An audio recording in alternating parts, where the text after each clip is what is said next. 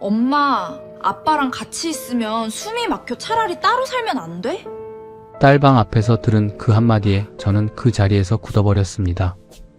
34년간 오직 가족을 위해 해외를 돌며 악착같이 버텼습니다. 어깨를 짓누르던 가장의 무게를 내려놓은 그날, 저는 이제부터 진짜 행복이 시작될 거라 믿었습니다.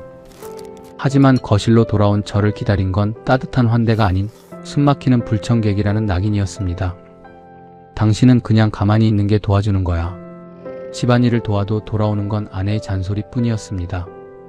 평생 돈만 벌어다 주는 기계로 살아온 끝에 결국 제 집에서 가장 낯선 사람이 되어버린 62살 한 남자의 이야기.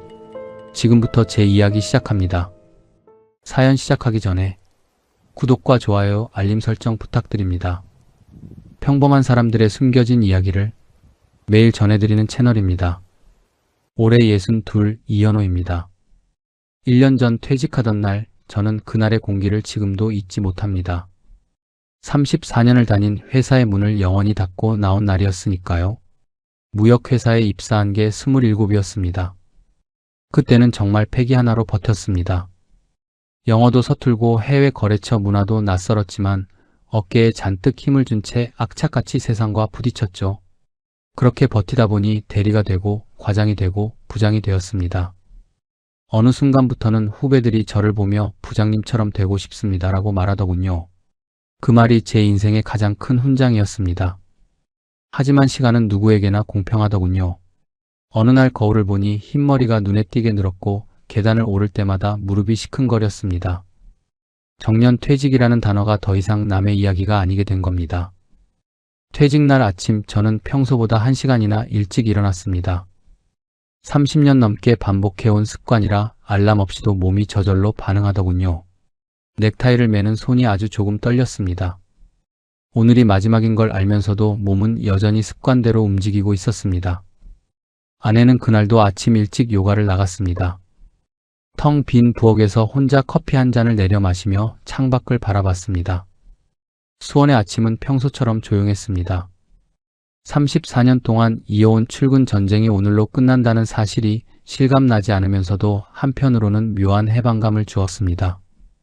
회사에 도착하니 팀원들이 작은 자리를 마련해 놨더군요. 꽃다발과 케이크, 그리고 후배들의 진심 어린 악수. 고생 많으셨습니다. 부장님, 그 말 한마디에 지난 34년이 주마등처럼 스쳐 지나갔습니다. 하지만 이상하게도 눈물이 날 것 같은 건 그 자리가 아니었습니다. 사무실 짐을 정리할 때였습니다. 서랍을 열자 해외 출장 때 모아둔 명함들이 쏟아졌습니다. 독일, 베트남, 중국, 미국 낯선 나라에서 악수하며 버텨온 세월이 그 종이 한 장 한 장에 담겨 있었죠. 문득 해외 호텔 방에서 창밖을 보며 외로움을 삼키던 젊은 날의 제가 떠올랐습니다. 베트남 호치민에서 혼자 호텔 밥을 먹다가 창밖을 보며 외롭다 싶었던 적이 한두 번이 아니었거든요. 그때는 참을 수 있었습니다. 가족을 위한 일이니까. 그 한마디면 외로움도 견딜만 했거든요. 그런데 복도를 걸어 나오며 문득 그런 생각이 들었습니다. 그게 맞는 생각이었을까? 나는 무엇을 위해 그 긴 시간을 혼자 버텼던 걸까? 34년 동안 어깨를 짓누르던 무거운 짐이 툭 떨어지는 느낌과 동시에 정체 모를 허전함이 밀려왔습니다. 회사 정문을 나오는데 휴대폰이 너무 조용하더군요. 매일 수십 통씩 오던 거래처 전화와 이메일 알림이 멈추자 세상에서 저만 뚝 떨어진 것 같은 기분이었습니다. 집으로 돌아오는 차 안에서 계산을 해봤습니다. 퇴직금 2억, 국민연금, 아파트 한 채, 저축 4억. 이 정도면 나름 준비된 노후 아닌가. 남들처럼 빚에 쫓기는 것도 아니고 당장 굶어 죽을 걱정도 없으니 마음이 조금 놓였습니다. 이제 상사 눈치 볼 일도 짐 꾸릴 일도 없다. 아내와 산책하고 여행 다니고 저녁 식탁에서 그동안 못다한 이야기를 나누며 살아야지. 노을 지는 창밖을 보며 저는 진짜로 믿었습니다. 이제부터가 진짜 내 인생이라고. 34년 고생했으니 이제는 좀 행복하게 살아도 되겠다고요. 집에 들어서니 현관은 썰렁했습니다. 아내도 자녀들도 없는 빈집. 퇴직 첫날인데 집에 아무도 없다는 게 왠지 모를 서운함을 자아냈습니다. 하지만 내색하지 않으려 했습니다. 식탁 위에는 정갈한 쪽지 한 장이 놓여 있었습니다. 오늘 친구들이랑 모임 있어서 늦어. 저녁은 냉장고에 국이 있으니까 데워 먹고 팝솥에 밥 있어. 저는 혼자 부엌에 서서 한참을 쪽지만 바라봤습니다. 늦어라는 두 글자가 오늘따라 왜 이렇게 차갑게 느껴지는지 냉장고를 열어 국을 꺼내고 가스레인지를 켰습니다. 보글보글 국 끓는 소리만이 적막한 집안을 채웠습니다. 퇴직날 저녁 혼자 데운 국에 밥을 말아 먹었습니다. 숟가락 소리가 유난히 크게 들리더군요. 그 고요한 정막 속에서 저는 처음으로 등줄기가 서늘해졌습니다. 어쩌면 이게 앞으로 제 일상의 예고편일지도 모른다는 낯선 예감이 들었기 때문입니다. 하지만 저는 애써 고개를 저었습니다. 아니야, 내일부터는 달라지겠지. 그때는 정말 몰랐습니다. 그날 저녁의 정막이 앞으로 우리 가족에게 닥칠 긴 갈등의 서막이었다는 것을 말입니다. 퇴직 다음 날부터 저는 똑같아 보이지만 전혀 다른 낯선 하루를 시작했습니다. 알람이 없어도 새벽 6시면 어김없이 눈이 떠졌습니다. 34년의 세월이 만든 몸의 기억은 그렇게 무서운 것이더군요. 출근할 필요 없는 첫 아침, 저는 평소처럼 넥타이를 찾으려다 멈칫하고는 헛웃음을 지었습니다. 느긋하게 텔레비전을 켜고 뉴스를 봤습니다. 커피 한 잔을 내려 식탁에 앉았죠. 창밖으로 들어오는 아침 햇살이 참 따스했습니다. 평생을 시간에 쫓겨 살았는데 이제야 비로소 제가 시간을 소유한 기분이었습니다. 하지만 그 평화는 그리 오래가지 않았습니다. 요가복을 챙겨 입고 현관을 나서려던 아내가 저를 힐긋 보더니 툭 내뱉더군요. 당신 퇴직하니까 좋아? 아침부터 참 여유 있어 보이네. 할 일 없으면 운동이라도 다니든지 뭐 취미 활동이라도 좀 알아봐요. 처음엔 걱정인 줄 알았습니다. 은퇴 후 무료할까봐 그러는 거겠지 싶었죠. 하지만 아내의 눈빛을 본 순간 알았습니다. 그건 걱정이 아니라 집에 사람이 하나 더 있다는 사실 자체가 불편하고 귀찮다는 투명한 경고였습니다. 아내에게 저는 평생을 함께한 남편이 아니라 거실의 자리를 차지하고 앉아있는 정체 모를 불청객이 된 것 같았습니다. 아내가 나간 뒤 저는 뭐라도 해야겠다 싶었습니다. 34년을 밖에서 굴렀던 사람인데 쉰다고 집에서 아무것도 안 하고 손 놓고 있을 수만은 없었으니까요. 청소기를 돌리고 설거지를 하고 빨래를 널었습니다. 나름 뿌듯한 마음으로 거실을 정리하고 있는데 운동을 마친 아내가 돌아와 집안을 휘 둘러보며 날카로운 목소리로 말했습니다. 당신이 청소한 거야? 청소기 돌린 거 맞아? 여기 구석에 머리카락이 그대로잖아. 저는 아무 말 없이 다시 청소기를 꺼내 묵묵히 밀었습니다. 그러자 또 다른 말이 날아왔습니다. 화장실 쓰고 변기 커버 좀 내려놔. 당신 혼자 쓰는 공간 아니잖아. 설거지했으면 싱크대 물기를 닦아야지. 당신은 다 좋은데 마무리가 항상 안 돼. 그날부터 집은 저에게 안식처가 아니라 감옥이 되었습니다. 칭찬은 없었습니다. 대신 타박과 잔소리만 차곡차곡 쌓여갔습니다. 저녁이 되었습니다. 가족이 모두 모이는 날이었죠. 퇴직 후 처음으로 갖는 네 식구가 다 모인 저녁 식사라 내심 설렜습니다. 30년 넘게 가장으로서 자식들 학원비에 번듯하게 공부시키고 대학 등록금 대느라 허리 휘어지게 벌어온 세월이 있지 않습니까? 오늘만큼은 따뜻한 위로 한마디쯤 들을 수 있지 않을까 기대했습니다. 하지만 식탁의 온도는 싸늘했습니다. 수정아, 너 요즘 남자친구 있어? 분위기를 풀어보려 건넨 질문에 딸은 숟가락을 내려놓으며 쌀쌀맞게 대꾸했습니다. 아빠, 갑자기 뭘 그런 걸 물어봐? 당황스럽게. 대화는 거기서 끊겼습니다. 저는 괜히 어색해져서 아들 정민이에게 고개를 돌렸습니다. 정민이는 회사 생활 잘하고 있어? 요즘 너무 바쁜 것 같더라. 네. 그냥 그래요. 정민이는 눈을 마주치며 대답해줬지만 딱 그 한마디가 전부였습니다. 아무도 저의 34년 근속을, 저의 퇴직을 인정하거나 위로해주지 않았습니다. 아니, 관심조차 없어 보였습니다. 식탁 위에 오가는 대화는 저를 제외한 채 그들만의 언어로 겉돌고 있었습니다. 식사가 끝나고 아이들이 각자 방으로 들어가 버리자 거실에 홀로 남은 제게 아내가 쐐기를 박았습니다. 당신 애들한테 언제부터 그렇게 관심 있었어? 불편하게 하지 마. 애들 다 자기 생활이 있는 거야. 며칠 뒤 주말 아침 아내가 외출 준비를 하고 있었습니다. 여보, 나 쇼핑하고 올게. 어디로 가는데? 나도 같이 갈까? 오랜만에 같이 바람이나 쐬자. 당신이랑? 아, 됐어. 친구랑 다녀올 거야. 아내는 쇼핑백을 챙기면서도 단 한 번 저를 제대로 쳐다보지 않았습니다.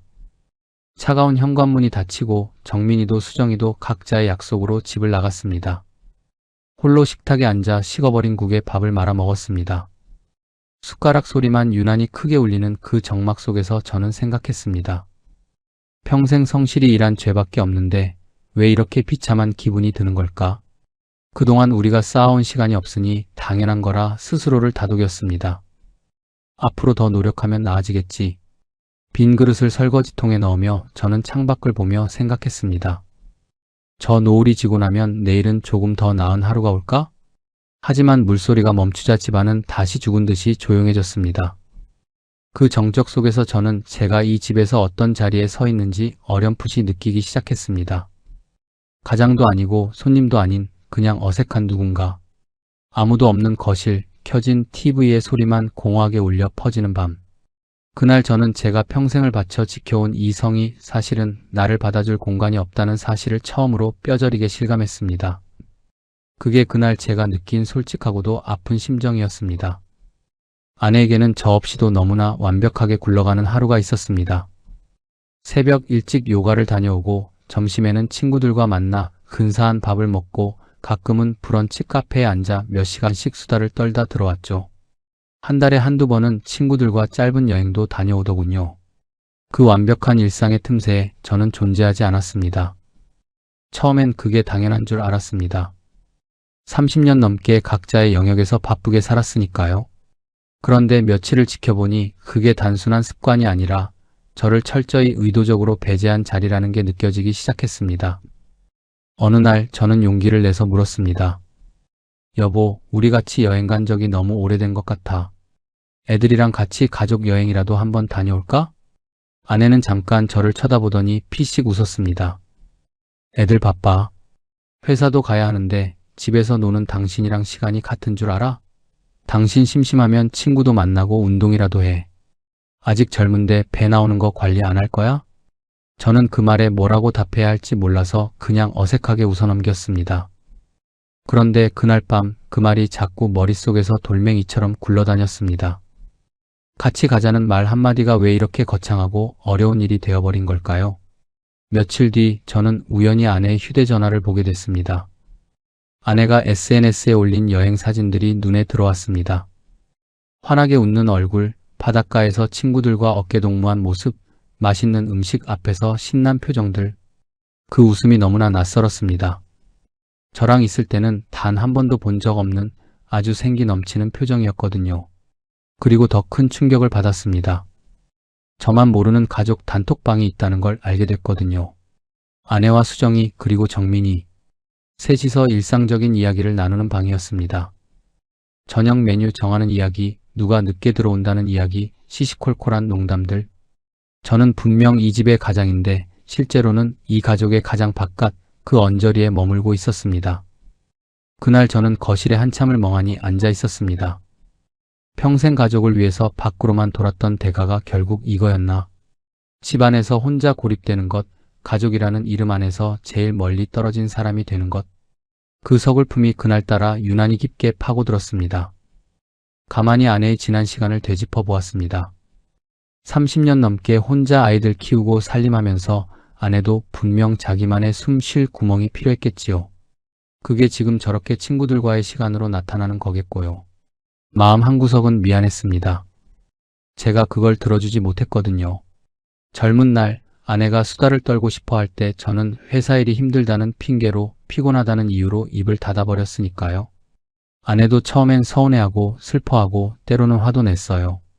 어느 순간부터는 저에게 바라거나 따지지도 않더군요. 그게 아내의 체념이었다는 걸 저는 이제야 알았습니다.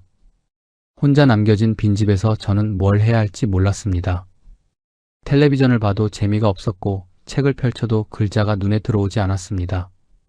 낡은 거실 시계 소리가 그렇게 크게 들린 적이 없었습니다. 외로움과 서운함이 마음속에 차곡차곡 쌓여갔지만 그걸 털어놓을 곳은 없었습니다. 친구들에게 전화를 걸어볼까 생각도 했습니다. 근데 막상 전화기를 들면 할 말이 없었습니다. 퇴직하고 나니 누구를 만나야 할지, 무슨 얘기를 해야 할지조차 막막했거든요. 회사 다닐 때는 매일 누군가와 부딪히고 술잔을 기울이던 게 일상이었는데 그 일상이 사라지니 제 손에 남은 인간관계가 없다는 걸 그제야 깨달았습니다. 그날 저녁 저는 다시 혼자 밥을 차렸습니다. 냄비에 물을 올리고 라면을 끓이면서 창밖으로 보이는 다른 집들의 불빛을 바라봤습니다. 저 집들도 다 이렇게 조용할까? 아니면 우리 집만 이렇게 텅 비어 있는 걸까? 34년 동안 저는 늘 밖에 있었고 가족들은 그 빈자리를 채우며 자기들만의 방식으로 단단해졌겠지요. 그 단단한 원 안에 제가 다시 들어가려니 자리가 없는 게 당연한 건지도 몰랐습니다. 라면을 다 먹고 그릇을 씻으면서 저는 또 한 번 스스로에게 물었습니다. 이게 정말 내가 꿈꿔온 노후였을까? 물소리가 멈추자 집안은 다시 죽은 듯이 조용해졌습니다. 저는 그 정막 속에서 비로소 제가 이 집의 손님조차 되지 못하는 낯선 이방인이라는 사실을 인정해야만 했습니다. 수정이는 점점 더 저를 어려워했습니다. 처음엔 그냥 퇴직 후 집에만 있는 아빠가 낯설어서 그러려니 했습니다. 하지만 제 생각은 완벽한 착각이었습니다. 제가 퇴직하고 집에 머무는 시간이 길어지자 저는 자연스럽게 수정이의 일상에 은연중에 개입하기 시작했습니다. 몇 시에 들어오는지, 늦으면 누구랑 있는지, 만나는 사람은 어떤 사람인지. 아빠, 나 몇 시에 들어오는지 왜 물어봐? 그냥 궁금해서. 늦게 다니면 위험하잖아. 그저 걱정되고 궁금해서 던진 질문들이었습니다. 저에게는 그게 아빠로서 당연한 관심이었는데 수정이에게는 감당하기 힘든 침범이었던 모양입니다. 그날부터 수정이의 방문은 요새처럼 굳게 닫히기 시작했습니다. 퇴근하고 돌아오면 눈도 마주치지 않고 제 방으로 쏙 들어가 버렸죠. 예전엔 거실에 나와 텔레비전을 같이 보기도 했는데 이제는 그마저도 사라졌습니다. 옷차림 하나, 외출 시간 하나에 한마디 얹었던 게 화근이었습니다. 수정아, 그 옷은 좀 짧지 않니? 날씨도 추운데. 아빠가 무슨 상관이야. 내가 입고 싶은 거 입는 건데. 아빠, 나 30이야. 애 아니라고. 알아서 잘 다니니까 그런 거 좀 물어보지 마. 아빠가 당연히 할 수도 있는 말이라 믿었던 것들이 딸에겐 낯선 사람의 간섭으로 느껴졌던 겁니다. 그러던 어느 날 밤이었습니다. 잠이 오지 않아 물 한 잔 마시러 거실에 나왔다가 딸 방에서 흘러나오는 불빛을 보았습니다. 가까이 다가가는데 안에서 아내와 수정이가 이야기하는 소리가 들렸습니다. 그냥 지나치려 했지만 제 얘기가 들리는 순간 발걸음이 멈춰 섰습니다. 엄마, 아빠는 언제까지 저렇게 집에만 있는 거야? 다른 일은 안 한대? 글쎄, 아빠도 적응하는 시간이 필요한가 봐. 엄마가 좀 어떻게 해봐. 자꾸 나한테 친한 척하려고 하는데 나 그게 너무 부담스러워. 언제 오는지, 내가 누굴 만나는지 하나하나 간섭하고 물어보는 거 정말 짜증나. 아빠가 언제부터 나한테 관심이 있었다고 그래? 나 그런 거 정말 싫어. 제 귀를 의심했습니다. 그리고 뒤이어 들린 딸의 결정타. 엄마, 아빠랑 같이 있으면 숨이 막혀. 차라리 따로 살면 안 돼? 하늘이 무너지는 것 같았습니다. 내 딸이 나를 보고 숨이 막힌다니. 그런데 그 다음 순간 저는 다시 한번 제 귀를 의심해야 했습니다. 수정아, 그래도 아빠한테 그렇게 말하면 안 되지. 아내였습니다. 차갑게 변했다고만 생각했던 아내가 제 편을 들어주고 있었습니다. 내가 지금 이렇게 먹고 입고 공부할 수 있었던 건 다 아빠가 밖에서 치열하게 일했기 때문이야. 아빠 이제 좀 쉬면서 앞으로 뭐 할지 계획하고 너희랑 친해지려고 다가가는 거니까 너무 미워하지 마. 그리고 그런 얘기 함부로 하지 마. 한 번만 더 그런 식으로 말하면 너 가만 안 둬. 저는 그 자리에서 굳어버렸습니다. 제가 아내를 차가운 사람이라고만 생각했는데 아내는 제가 없는 곳에서 묵묵히 저를 대신해 딸과 싸우고 있었습니다. 아내 역시 저를 포기한 게 아니었습니다. 다만 우리가 너무 멀어져서 서로에게 닿는 법을 잊어버린 것뿐이었습니다. 조용히 거실로 돌아와 앉으니 잊고 살았던 지난 날들이 주마등처럼 스쳐 지나갔습니다. 아이들 초등학교 학예회, 운동회, 졸업식, 입학식 그 화려했던 모든 행사에 저는 늘 부재 중이었습니다. 그때는 제가 가족을 위해 최선을 다하고 있다고 믿었습니다. 회사에서 인정받고 매달 아내에게 꼬박꼬박 돈을 가져다 주면 가장의 도리를 다한 거라고요. 그런데 그게 아니었습니다. 제가 밖에서 열심히 쌓아 올린 성은 정작 가족이라는 이름 안에서는 빈자리들로 촘촘히 메워져 있었던 겁니다. 수정이에게 저는 아빠라는 이름의 따뜻한 온기가 아니라 가끔 나타나 이것저것 간섭하는 불편한 사람 그 이상도 이하도 아니었습니다. 그날 밤 아내가 방으로 돌아와 저를 보며 퉁명스럽게 쏘아붙였습니다. 당신 안 자고 뭐 해? 깜깜한데 불도 안 켜고 왜 그렇게 청승맞게 앉아있어? 응, 자다가 잠깐 깼어. 신경 쓰지 말고 자. 아내는 침대에 누워 이내 등을 돌리고 잠을 청했습니다. 그런 아내의 뒷모습을 보며 저는 고마움과 미안함 그리고 씁쓸함을 동시에 느꼈습니다.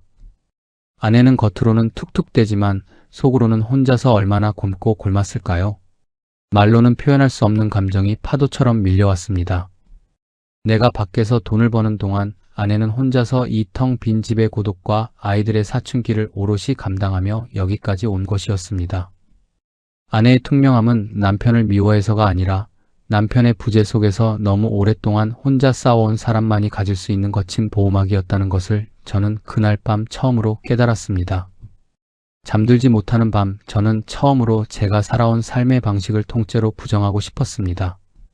사랑한다고 믿었던 방식이 사실은 누군가에게는 견딜 수 없는 부재였다는 사실. 그 잔인한 진실을 저는 비로소 받아들여야 했습니다.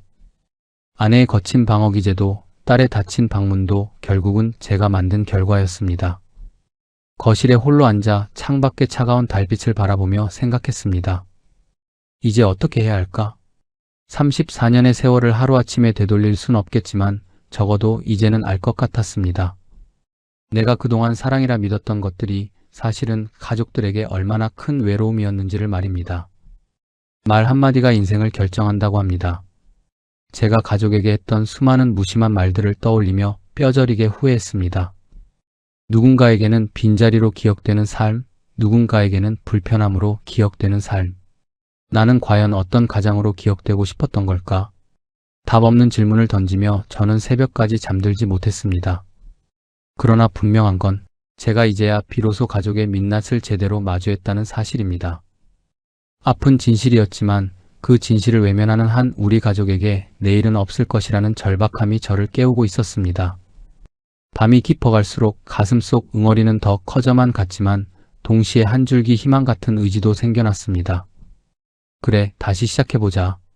늦었지만 이제라도 진짜 아빠로, 진짜 남편으로 다시 시작해보자. 그렇게 저는 스스로 다짐하고 또 다짐하며 긴 밤을 치새웠습니다. 그날 밤의 다짐이 무색하게 일상은 쉽게 달라지지 않았습니다. 며칠 동안 저는 살얼음판을 걷듯 조심스럽게 행동했습니다. 수정이에게 묻고 싶은 게 있어도 삼켰고 아내와도 부딪히지 않으려 말을 아꼈습니다. 하지만 그렇게 조심할수록 오히려 어색함은 더 짙게 배어나왔습니다. 그러다 결국 터질 게 터지고 말았습니다. 저녁 설거지를 하다 실수로 그릇을 깨뜨린 게 화근이었습니다. 날카로운 파편 소리가 정적을 깼고 아내가 부엌으로 튀어나왔습니다. 아니, 그릇은 왜 깨? 당신 요즘 왜 이렇게 정신이 없어? 미안해. 조심한다고 했는데. 됐어, 그냥 둬. 당신은 그냥 가만히 있는 게 도와주는 거야. 가만히 있으라니. 그 말 한마디에 34년 가장의 자존심이 툭 끊어지는 기분이었습니다. 가만히 있으라니, 그게 무슨 말이야. 나도 뭐라도 도움이 되고 싶어서 그러는 건데. 도움? 당신이 뭘 도와. 34년 동안 집안일 한 번 제대로 해본 적 없는 사람이 갑자기 며칠 한다고 뭐가 달라져? 그동안 억눌러 왔던 억울함이 분수처럼 터져나왔습니다. 그래, 내가 일만 하느라 집안일 서툰 거 알아. 그래서 나도 노력하고 있잖아. 그리고 그게 다 누구 때문이었는데? 나도 가장으로서 가족들 남부럽지 않게 먹여 살리려고 밖에서 전쟁 치르듯 살았잖아. 아내의 눈빛이 그 순간 서늘하게 바뀌었습니다. 가족 먹여 살리려고? 당신은 돈만 벌어다 주면 다인 줄 알아? 애들 학교며 학원이며 행사란 행사는 다 나 혼자 뒷바라지했어. 내가 지난 30년 동안 얼마나 외로웠는지 당신이 단 한 번이라도 알아준 적 있어? 아내는 참고 있던 울분을 쉴 새 없이 쏟아냈습니다. 당신은 출장이다, 회식이다 하면서 집에 오면 잠만 자고 눈 뜨면 옷 갈아입고 나가는 사람이었어.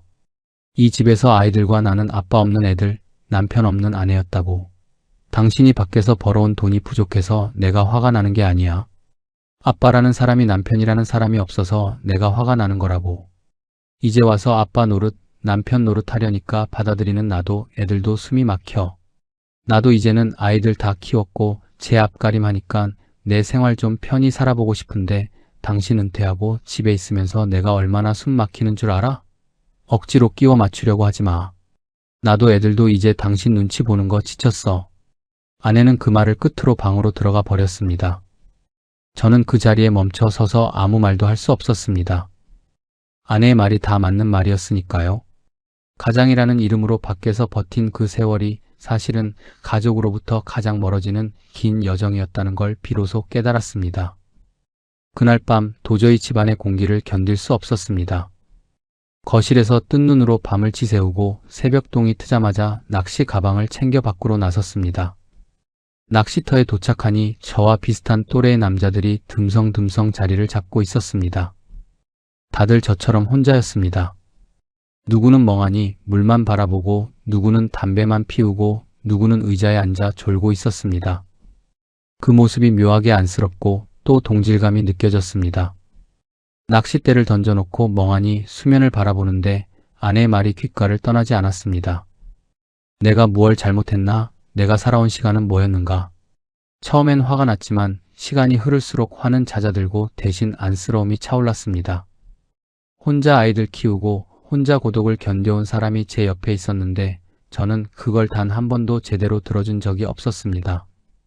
이혼이라는 단어도 스쳤습니다. 매일 구박과 무시 속에 사는 게 답일까? 하지만 자식들 얼굴이 떠올랐습니다. 아직 시집 장가도 안 보낸 아이들에게 부모의 이혼이라는 상처를 남길 수는 없었습니다. 그리고 무엇보다 아내에게 너무 미안했습니다. 낚시터에 앉아 해가 저물어가는 걸 보며 저는 처음으로 제 삶을 통째로 부정했습니다. 제가 사랑이라고 믿었던 방식이 가족에게는 짐이었다는 사실을 말입니다. 돈을 벌어오는 건 사랑의 전부가 아니었습니다. 함께 보내는 시간, 서로의 마음을 묻는 사소한 대화, 그게 빠진 가장의 자리는 껍데기일 뿐이었습니다. 낚싯줄이 가볍게 흔들렸지만 저는 쳐다보지 않았습니다. 대신 다짐했습니다. 기다려주는 아버지가 아니라 스스로 행복한 아버지가 되자. 내 삶이 먼저 단단해져야 가족들에게도 진짜 온기를 나눌 수 있을 테니까요. 어두워진 길을 걸어 나오며 저는 낚시 가방을 굳게 쥐었습니다. 이제 방식을 바꿔야 했습니다. 아니, 삶 전체를 바꿔야 했습니다. 저는 조금 가벼워진 마음으로 집을 향해 발걸음을 옮겼습니다. 낚시터에서 돌아온 다음 날부터 저는 조금씩 더 달라지려고 애썼습니다. 수정이에게는 더 이상 몇 시에 들어오는지 묻지 않았습니다. 옷차림에도 잔소리를 멈췄죠. 처음엔 그 침묵이 어색했지만 그렇게 거리를 두자 수정이의 날 서 있던 표정이 조금씩 누그러지는 게 보였습니다. 아내와는 여전히 살얼음판 같은 냉전 중이었습니다. 하지만 저는 아내를 탓하기보다 나부터 변해야 한다는 걸 낚시터에서 깨달았기에 묵묵히 제 자리에서 할 일을 찾았습니다. 그러다 며칠 뒤 평소 야근이 잦던 정민이가 웬일로 일찍 퇴근해 거실에 앉아 있었습니다. 평소라면 각자의 방으로 숨어버렸을 우리지만 그날따라 왠지 용기가 났습니다. 낚시터에서 다짐했던 대로 가만히 기다리기만 하지 말고 먼저 다가가기로 했습니다. 정민아, 오늘 일찍 들어왔네. 아버지랑 소주 한잔 할까? 정민이가 텔레비전에서 눈을 떼고 저를 쳐다봤습니다. 잠깐의 어색한 정적. 거절당할까봐 괜히 손을 만지작거렸는데 아들이 웃으며 대답했습니다. 네, 좋아요. 근처 포장마차에 자리를 잡았습니다. 처음엔 둘 다 말이 없었습니다. 소주 한 잔을 채우며 날씨, 회사 이야기 같은 사소한 것들만 오갔죠. 정민이도 분위기를 맞춰주려 애쓰고 있다는 게 느껴졌습니다. 몇 잔이 오가고 나서 정민이가 술잔을 만지작거리며 어렵게 말을 꺼냈습니다. 아버지, 요즘 집에 계시기 많이 힘드시죠? 퇴직하신 지도 벌써 몇 달인데 제대로 된 축하 인사도 못 드려서 죄송해요.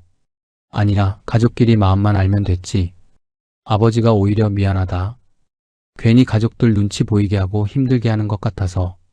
그때 아들이 제 눈을 똑바로 바라보며 떨리는 목소리로 말했습니다. 아버지, 저 어릴 때 친구들이 아빠랑 여행 간다고 자랑하면 그게 그렇게 부러웠어요. 조금 더 커서는 캐치볼하고 자전거 타는 애들이 부러웠고 지금은 이렇게 아버지랑 술 한잔 나누는 친구들이 부러웠어요. 저는 잔을 들다가 멈췄습니다. 아들이 속으로 이런 결핍을 안고 살았다는 걸 저는 평생 모르고 살았습니다. 근데 아버지가 왜 그렇게 바쁘게 사실 수밖에 없었는지는 이제 알아요. 저도 회사 다녀보니까 알겠더라고요. 아버지가 버틴 그 시간들이 얼마나 외롭고 힘드셨을지. 미안하다, 정민아. 아빠 방식이 서툴렀어.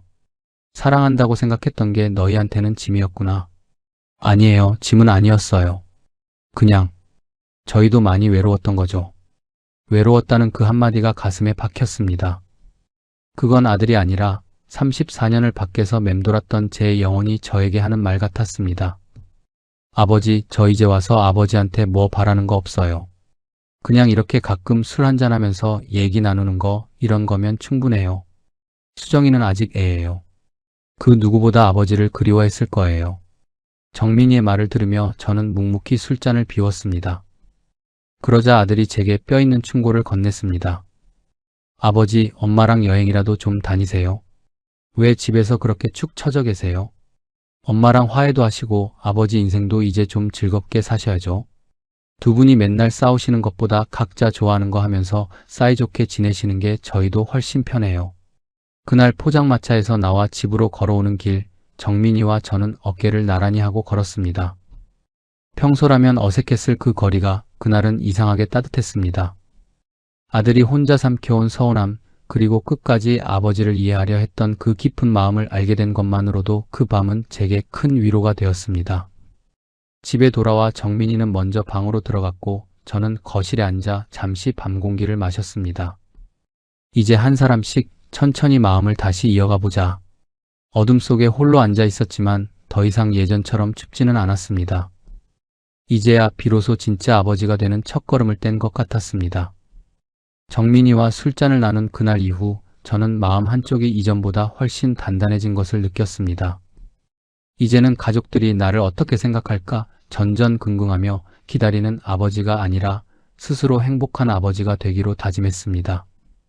그 다짐을 행동으로 옮기기로 했죠. 주식 공부를 시작해 경제 기사를 챙겨 읽고 주말이면 낚시터에 나가 나만의 고요한 시간을 가졌습니다. 가족에게 매달리지 않고 제 시간을 스스로 채워가기 시작한 겁니다.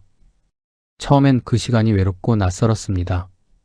하지만 며칠이 지나자 묘한 마음의 평화가 찾아왔습니다. 무엇보다 가족들의 일상에 덜 집착하게 되니 오히려 가족들의 표정을 더 잘 살필 수 있게 되었습니다. 어느 저녁 수정이가 거실 한 구석에 앉아 있는 것을 보고 용기를 내어 다가갔습니다. 수정아, 잠깐 얘기 좀 할 수 있을까? 수정이는 여전히 경계하는 눈빛이었지만 저는 천천히 그리고 차분하게 말을 이었습니다. 아빠가 그동안 너랑 친해지고 싶은 마음만 앞섰던 것 같아. 그래서 너한테 부담만 준 것 같구나. 그걸 제대로 헤아리지 못해서 정말 미안하다. 수정이는 말이 없었습니다. 저는 덧붙였습니다. 이제는 내 시간을 존중할게. 묻고 싶은 게 있어도 참을 거고 내 사생활에 간섭하지 않을 거야. 대신 내가 혹시나 아빠가 필요해질 때면 언제든 말해주렴. 아빠는 항상 여기 있을 테니까. 수정이는 짧게 응이라고 대답했습니다. 예전처럼 차갑게 자르는 말투가 아니었습니다. 그날 이후 변화는 아주 조금씩 하지만 분명하게 일어났습니다. 퇴근한 수정이가 거실에서 텔레비전을 함께 보기도 했고 가끔은 자신의 회사 이야기를 먼저 꺼내기도 했습니다. 저는 그저 묵묵히 들어주는 것에만 집중했습니다. 묻지 않아도 스스로 말하게 하는 게 훨씬 편하다는 걸 그제야 깨달은 것이죠. 그러던 어느 날 수정이가 평소보다 훨씬 어두운 표정으로 퇴근에 들어왔습니다. 저는 예전처럼 캐묻지 않고 그냥 옆자리에 앉았습니다. 한참 뒤 딸이 먼저 입을 열었습니다. 오늘 회사에서 팀장님이랑 부딪혔는데 일도 너무 많고 힘들어. 그리고 사실 만나는 사람이 있는데 결혼 얘기가 나오고 있어. 근데 막상 뭔가를 결정하려니까 무섭기도 하고. 저는 잠깐 생각을 정리하고 천천히 말했습니다. 회사 일은 아빠가 34년 동안 일하면서 느낀 건데 어떤 상사든 다 자기 입장이 있어. 근데 거기에 너무 매몰되지 말고 내가 할 수 있는 선까지만 최선을 다하면 돼. 안 되는 건 안 되는 거니까 너무 자책하지 마. 수정이가 처음으로 눈을 마주치며 고개를 끄덕였습니다. 그리고 결혼은 정답이 없는 것 같아. 아빠도 살아보니까 같이 살아가는 게 쉬운 일이 아니더라. 근데 그 어려운 걸 같이 견뎌낼 수 있는 사람인지 그게 제일 중요한 것 같아. 너무 서두르지 말고 천천히 생각해봐. 수정이가 처음으로 저를 똑바로 바라보며 웃었어요. 아빠가 이런 얘기 해주는 거 좀 낯설긴 한데 도움이 좀 되기는 하네. 그 웃음을 본 게 정말 오랜만이었어요. 딸의 그 말 한마디에 제 가슴이 벅차올랐습니다. 처음으로 가장이 아닌 아빠로서 딸에게 필요한 존재가 된 것 같았습니다. 아내 또한 조금씩 달라졌습니다. 서로 누가 먼저 화해를 선언한 건 아니었습니다. 그저 서로를 존중하며 보이지 않는 거리를 두기 시작했을 뿐입니다. 어느 날 쇼핑을 나가는 아내가 저에게 한마디 건넸습니다. 여보, 나 오늘 친구들이랑 점심 먹고 늦을 것 같아. 어디 가는지 묻지 않아도 먼저 말해주는 그 사소한 한마디가 참 반가웠습니다. 저도 조르지 않고 잘 다녀와라고만 했습니다. 며칠 뒤에는 아내가 먼저 낚시 이야기를 꺼내더군요. 당신 주말에 낚시가? 물고기는 좀 잡혀? 응, 뭐 잡혀도 좋고 안 잡혀도 그만이야. 마음이 좀 편해지더라고. 그래? 그럼 주말에 나도 한번 가볼까? 심장이 쿵하고 내려앉을 만큼 반가운 제안이었습니다. 거창한 여행이 아니라 그냥 남편이 즐기는 일상을 공유해보겠다는 그 마음이 고마웠습니다. 그날 저녁 식탁에 가족들이 둘러앉았습니다. 예전처럼 차갑고 어색한 침묵은 없었습니다. 딸은 짧은 회사 이야기를 하고 아들은 거기에 맞장구를 쳐주고 아내는 맛있는 반찬 그릇을 제 앞에 조용히 밀어주었습니다. 저는 그 사이에서 조용히 웃으며 밥을 먹었어요. 우리 가족이 다시 한 식탁에 모이고 있다는 것. 34년 동안 돈만 벌어다 주는 기계였던 제가 비로소 가족의 구성원으로 돌아오고 있다는 것. 그 사실만으로도 저는 따뜻한 가족의 온기를 충분히 느낄 수 있었습니다. 이제야 비로소 우리 가족에게 진짜 평온한 계절이 찾아오고 있었습니다. 아내와 처음으로 낚시터에 함께 갔던 그 토요일을 저는 오래 기억할 것 같습니다. 거창한 건 없었어요. 그저 낚시 의자 2개를 나란히 펴고 보온병에 커피를 담아가고 김밥 2줄을 사서 나눠 먹었을 뿐이죠. 아내는 낚시가 처음이라며 낚싯대를 어떻게 잡아야 하는지부터 저에게 물었습니다. 저는 그게 그렇게 좋더라고요. 아내가 저에게 뭔가를 물어보는 것, 그리고 우리가 같은 곳을 바라보고 앉아있다는 것 그 자체가요. 물을 보며 한참을 말없이 앉아있다가 아내가 먼저 불쑥 말을 꺼냈습니다. 여보, 나도 사실 많이 외롭고 허전했어. 아이들 뒷바라지해야 한다는 부담감, 엄마로서 늘 최선을 다해야 한다는 책임감 때문에 내 마음은 항상 뒷전이었거든. 저는 낚싯대를 쥔 손을 멈추고 아내를 바라봤습니다. 애들 다 키우고 나면 나도 내 시간이 올 줄 알았는데 막상 혼자 다녀 보니까 그것도 그것대로 외롭더라고. 친구들이랑 있어도 집에 돌아오면 다시 혼자 같고. 저는 아내의 말을 끊지 않고 끝까지 들었습니다. 당신 퇴직하고 처음 집에 있을 땐 너무 답답했어. 나도 내 일정이 있는데 밖에 나가면 당신 밥은 먹었나? 뭐 하고 있나? 자꾸 신경 쓰였거든. 그러다 당신이 밉기도 하더라고. 평생 없는 듯이 살아오다 이제 와서 잘해보려고 노력하는 당신이 왜 그리 얄밉던지. 근데 또 열심히 살아온 걸 아니까 안쓰럽기도 하고. 내 마음이 참 복잡했어. 저는 아내의 손을 가만히 덮어주었습니다. 알아. 당신 그동안 진짜 고생 많았어. 진심을 담아 건넨 제 말에 아내는 아무 말 없이 물을 바라보더군요. 우리가 원수처럼 된 건 서로한테 너무 많은 기대를 하고 또 그만큼 실망하면서 서로에게 너무 많은 짐을 지웠기 때문인 것 같아. 당신은 나한테 다 맞춰주길 바랐고 나는 당신한테 이해받기만을 바랐으니까. 아내는 눈시울이 붉어진 채 작게 웃으며 말했습니다. 고마워, 여보. 그리고 정말 고생 많았어. 이제라도 당신 인생 좀 즐기면서 살아. 친구들 만나는 거, 여행 다니는 거 내가 다 응원할게. 응, 나도 미안하고 당신한테 정말 고마워. 아내가 픽 웃으며 말했어요. 가끔은 이렇게 같이 낚시도 오고 애들이랑 시간 맞으면 가족 여행도 한번 가고 그러자. 그 한마디가 제게는 그 어떤 화해의 말보다 더 크게 들렸습니다. 평생을 붙어 있으라는 게 아니라 각자의 삶에서 즐겁게 살아가다가 가끔 이렇게 서로를 챙기자는 그 말이 참 고맙더라고요. 그날 이후로 우리 부부의 일상은 크게 달라지지 않았습니다. 아내는 여전히 요가를 다니고 친구들을 만났으며 저도 낚시를 다니고 책을 읽었습니다. 하지만 한 가지 확실한 변화가 생겼습니다. 저녁 식탁에서 그날 하루를 묻는 것이 습관이 된 겁니다. 오늘 뭐 했어? 별거 아닌 이 질문 하나가 우리 사이에 잃어버렸던 다리를 다시 놓아준 것 같습니다. 수정이도 천천히 마음을 열었습니다. 어느 날 저녁엔 만나는 사람을 데려와 인사를 시키기도 했고 결혼 고민이 생기면 저한테 먼저 의견을 묻기도 했어요. 저는 예전처럼 캐묻지 않습니다. 묻는 만큼만 들어주고 대답해 주는 게 딸에게 맞는 거리라는 걸 이제는 알거든요. 정민이도 가끔 먼저 술 한잔 하자고 청합니다. 그럴 때마다 저는 무조건 좋다고 합니다. 그 시간이 저에게는 무엇과도 바꿀 수 없는 선물이 되었으니까요. 얼마 전 저녁 온 가족이 식탁에 둘러앉았습니다. 아내가 끓인 김치찌개 냄새가 집안 가득 퍼졌고 수정이는 회사에서 있었던 일을 웃으며 이야기하고 정민이는 거기에 농담을 던졌습니다. 저는 그 사이에서 가만히 듣고 웃으며 밥을 먹었습니다. 문득 아내와 눈이 마주쳤는데 아내가 살짝 웃어 보이더군요. 그 순간 저는 깨달았습니다. 같이 있으면 숨 막혀 죽을 것 같았던 우리가 이제는 각자 자기 시간을 살다가도 저녁이면 모여 웃을 수 있게 되었다는 사실을요. 34년을 가족을 위해 산다고 믿었지만 실은 가족과 함께 사는 법을 전혀 몰랐던 저였습니다. 퇴직하고 나서야 그 사실을 가장 아프게 배웠고 지금은 그 빈자리를 다시 채워나가고 있습니다. 함께 산다는 게 같은 집에 있는 게 아니라 서로의 삶을 존중하면서도 마음 한자리는 늘 비워두는 것이라는 걸 말입니다. 이제 저는 더 이상 집에서 눈치 보는 사람이 아닙니다.